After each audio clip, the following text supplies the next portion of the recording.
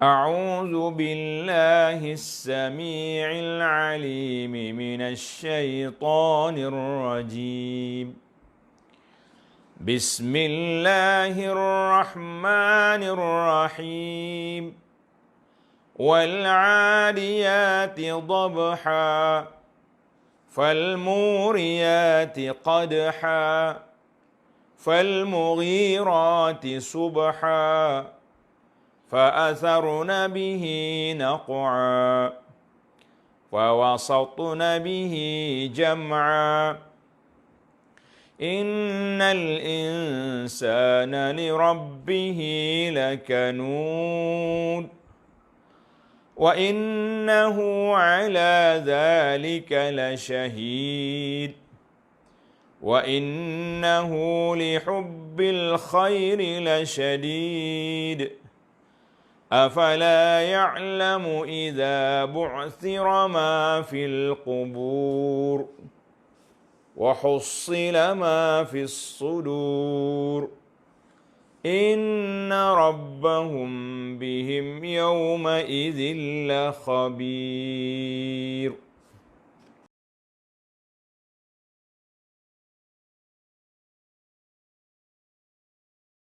Kita pergi kepada ayat yang ketiga, fal mughirati subha, dan kuda tentera yang meluru. Mughirat, menyerang, menyerbu musuh, subha, pada waktu subuh. Pada waktu subuh, biasanya tentera Islam ini dia akan berkumpul. Serangan bila dia buat? Subuh. So, pasal tu malam tu dia nyala lampu. Nyalakan api supaya orang tengok, oh ramah. Jadi dari sudut psikologi orang negeri yang nak diserang tu, tak wadah kita ni. Boleh lawan ke tak ni, ramah ni. Itu dia. Maka biasanya serangan yang akan dibuat waktu pagi. Jadi, para sahabat ni akan serang waktu pagi. Dalam hadis, inna iza nazalna bisahati qaumin, apabila kami duduk di satu tempat sempadan mana-mana kaum, fasa asabahul munzirin, maka pagi yang telah diberi amaran. Maknanya biasanya Islam ni begini cara dia. Dia bagi tawaran yang pertama masuk Islam. Tak mau, kita tak paksa. Habis, tawaran yang kedua, duduk di bawah pemerintah Islam, kekal dengan kafir. Tawaran yang ketiga, perang. Kalau dia pilih yang ketiga, maka mereka akan beri tempoh 3 hari. Hari yang ketiga, masuk serang. Lepas 3 hari, mana hari yang keempat, kita akan serang. Jadi serang bermula pada waktu pagi.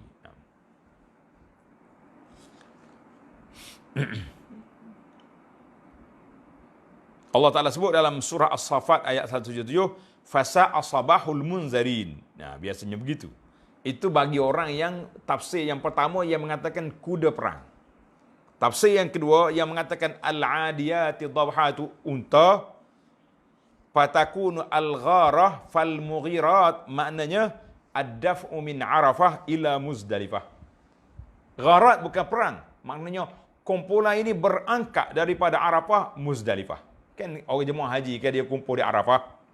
Daripada Arafah dia pergi ke Muzdalifah. Daripada Muzdalifah pagi esoknya berangkat ke Mina. Itu yang sunnah Nabi SAW. Yang sunnah travel haji ni dia tukar daripada Arafah, daripada Mekah dia pergi ke Arafah. Daripada Arafah balik Mekah semula. Macam-macam lah dia punya rekaan. Pakej bayar mahal. Kata orang, pakej VIP, tapi haji tidak VIP. Pakej 5 bintang, haji tidak 5 bintang. Sebab dia lari daripada channel yang diajar oleh Nabi SAW. Semata-mata kerana orang bayar mahal ni nak bagi keselesaan. Kita kata orang mahal ni lah patut ikut sunnah Nabi step by step. Ni hak mahal jadi tak ikut pula dia punya hak. Sedangkan mereka ada alat. Baik, kita balik kepada cerita kita. Cerita haji nanti musim haji. Maka bagi jemaah, bagi kumpulan yang menafsirkan al-adiyat dengan unta, maksudnya keluar daripada mana? Daripada Arafah ke Muzdalifah. Daripada Muzdalifah mereka keluar subuh, berangkat ke Mina. Puak-puak jahiliah yang duduk di Muzdalifah, dia tak pergi selagi tak naik matahari. Itu beza. Dia kata asyrik thabir kaima nughir. cerahlah Bukit Sabir, aku nak berangkat dah ni. Itu dua pandangan. Ayat yang keempat. Fa'asaruna bihi naq'a. Laju kuda ni berjalan, lalu sehingga menghamburkan debu pada waktu itu. Mana sekali dia go mari, berasa debu naik. Itu. Fa'asarna bihi naq'a. Asarna ay tahrikus syai' as-sakin. Mana bergerak laju. Wan naq'a huwal ghubar, iaitulah debu. Bila dia bergerak laju, debu pun kuat. Kalau berjalan slow-slow, debu tak naik kan?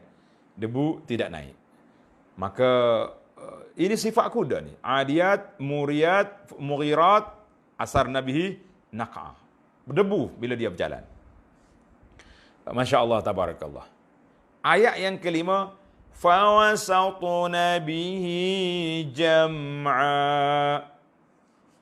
Lalu menggempurkan ketika itu di tengah-tengah himpunan musuh. Jadi kuda ni dia berserang masuk, berdebu, menyebabkan pandangan musuh tak nampak. Nampak tiba-tiba, zep, kuda sudah masuk dalam kumpulan musuh. Masya Allah, tabarakallah. Detail ayat Quran ini. Kalau kita tadabbur, Masya Allah, tabarakallah, Al-Quran ini mengajar kepada kita strategi, menunjukkan kepada kekuatan, menunjukkan kepada kita segala perancangan yang cukup menarik. Itu pandangan yang pertama. Kalau kita kata dia tu kuda, sebagaimana pandangan majoriti. Pandangan yang mengata dia tu unta, macam mana pula? Fawasatna bihi jam'a. Jam'a di situ dengan makna Muzdalifah, Lailatul Jam'i, pada malam Muzdalifah. Maknanya jemaah haji, kuda unta-unta masuk duduk di tengah-tengah Muzdalifah, di Masy'aril Haram. Duduk di Al-Masy'aril Haram. Jadi alhamdulillah, dalam ayat ini Allah Ta'ala sebut kepada kita, kumpulan yang pertama tamatlah cerita kuda yang begitu hebat, dan ataupun unta yang juga hebat. Jadi kita boleh tafsir dua lah. Mana tafsir Sayyidina Ibn Abbas begini huraiannya, tafsir kumpulan Sayyidina Ali begini keadaannya. Kita kata alhamdulillah, luasnya ilmu yang Allah Ta'ala anugerahkan kepada kita. Sebab itu para jemaah sekalian, nasihat sayanya kepada para jemaah supaya kita jangan gopoh. Kan? Mana-mana pandangan ni yang dikemukakan, kita teliti. Ini pandangan ada hujah dia, ada sandaran dia, dan ada logiknya masing-masing. Cuma satu yang jadi masalah hari ini, kita akan tengok di akhir ayat nanti, iaitulah masalah kesilapan kita. Kalau video orang ceramah tentang pandangan-pandangan mazhab, tiba-tiba kamu pergi cut, ambil setempat ya, maka kita membawa satu natijah yang lain. Itulah yang menimbulkan fitnah kepada kita di zaman ini. Zaman potong, orang panggil tangkap potong ni. Tangkap video, potong, ambil yang nak, yang lain. Tapi kalau dengar semua lain, dia punya makna, maksud. Allahu Akbar. Baiklah para jemaah sekalian, kita masuk kepada episod yang kedua dalam surah ini.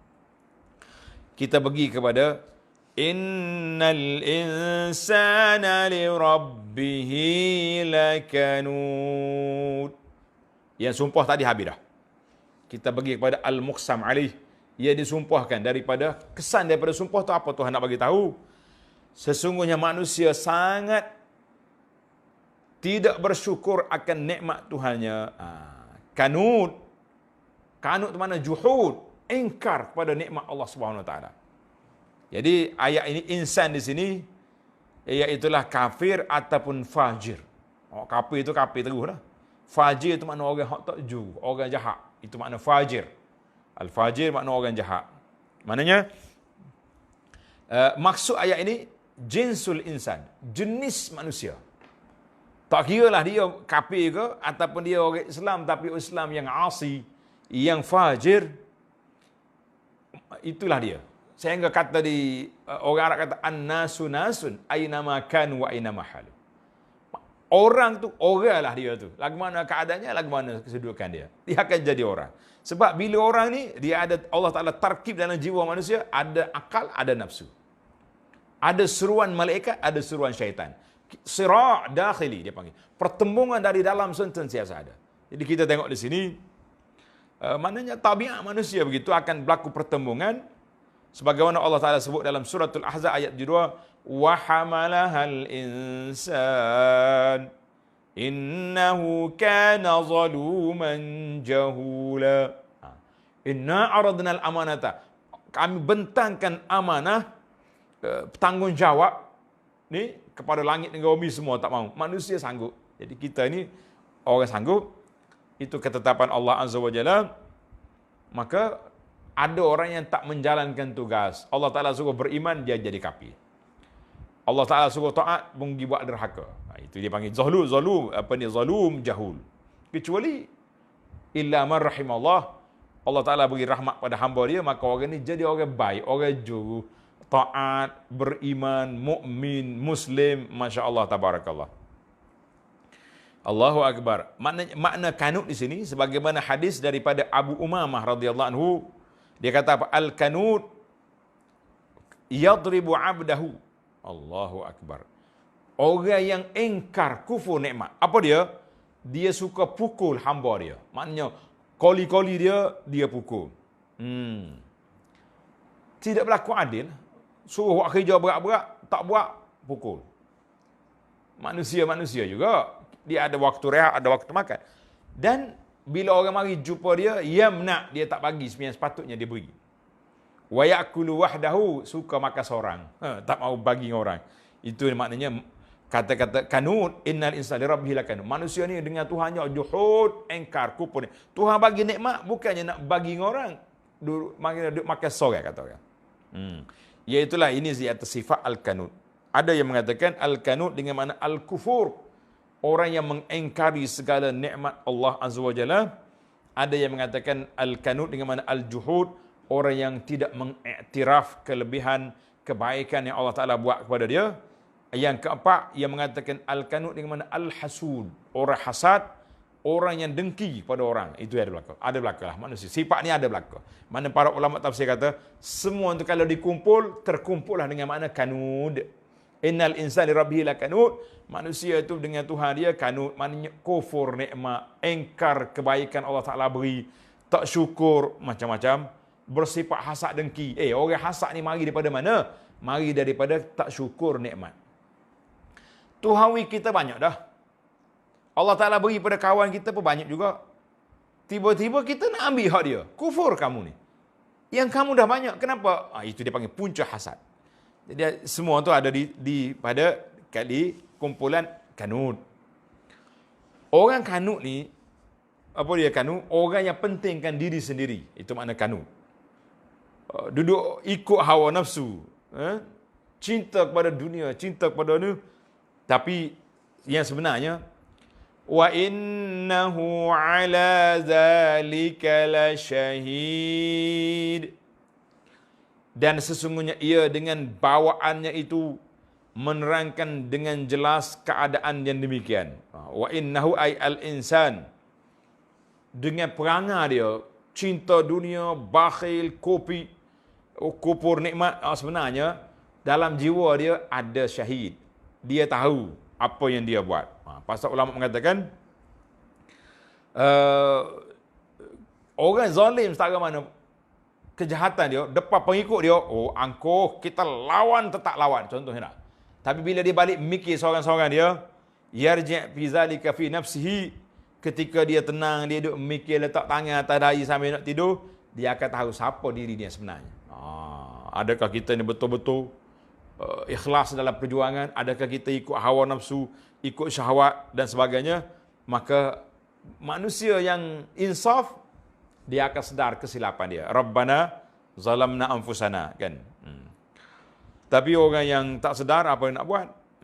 Maka menjadi satu kepentingan bagi kita daripada ayat la syahid ini, supaya kita didik nafsu kita. Kita ni duduk di bawah pemerhatian Allah Azza wa Jalla. Kita sendiri yang akan menjadi saksi kepada kita.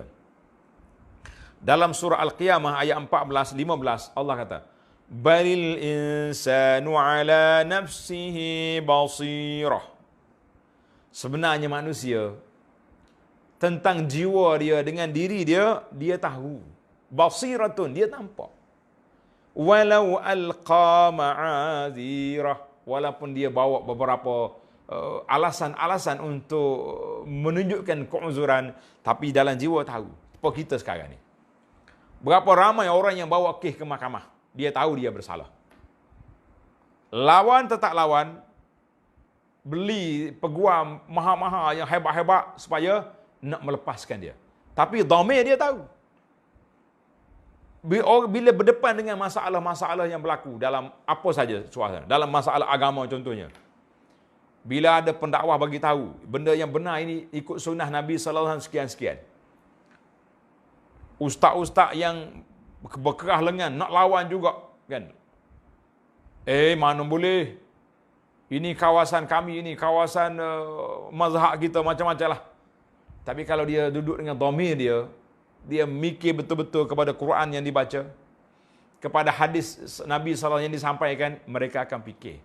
Tapi esok lain pula, duduk depan pengikut, lain pula dia punya watak. Itu perangai manusia. Wa innahu ala zalika la syahid. Dia tahu sebenarnya dalam jiwa dia ada. Sebagaimana yang berlaku pada Firaun. Firaun dia tahu Nabi Musa betul. Tapi sombong, angkuh, tak mahu terima. Itu masalah. Masalah yang berlaku kepada Firaun.